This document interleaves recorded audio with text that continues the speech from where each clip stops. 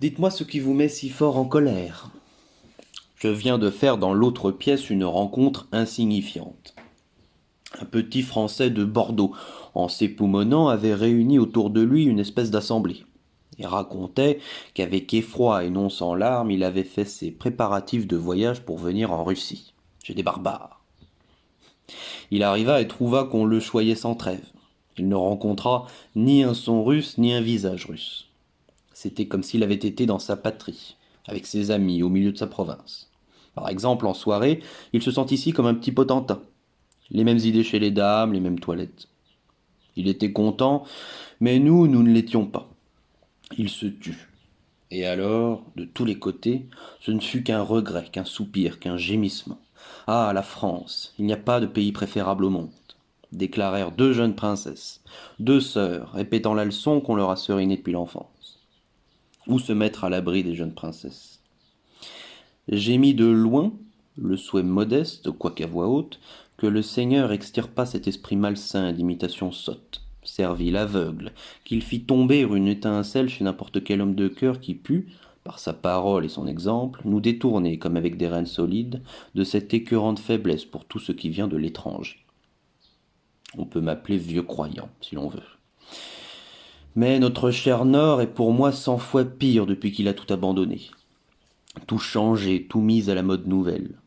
Et ses mœurs, et sa langue, et sa sainte antiquité, jusqu'à son imposant costume, pour en prendre un autre, taillé sur le modèle des bouffons. Une queue par derrière et par devant. Je ne sais quelle échancrure bizarre, en dépit du bon sens, sans nul souci des saisons. Les mouvements sont gênés, et la figure manque de beauté. Des mentons ridicules, rasés, gris. De même que les vêtements et les cheveux, les esprits aussi sont devenus courts. Ah, si nous sommes nés pour tout emprunter, prenons du moins aux Chinois quelque chose de leur sage ignorance des étrangers. Nous tirerons-nous jamais de la puissance des modes exotiques, de telle façon que nos gens du peuple, si avisés, si bons, ne nous prennent pas, ne fût-ce que d'après la langue, pour des Allemands ou autres? Comment mettre en parallèle ce qui vient d'Europe avec ce qui vient de notre nation? Voilà qui est bizarre. Voyons, comment traduire, madame? Mademoiselle. Peut-être Soudarigna, se mit à murmurer je ne sais qui. Imaginez-vous. Chez tous, un grand éclat de rire s'éleva alors à mes dépens. Soudarigna. Fort joli, Soudarigna, ouais. Ah, c'est affreux. Courroucé et maudissant la vie, je leur préparais une réponse foudroyante.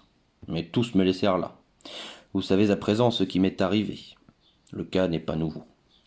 Moscou, Pétersbourg, la Russie entière sont faits de la même façon.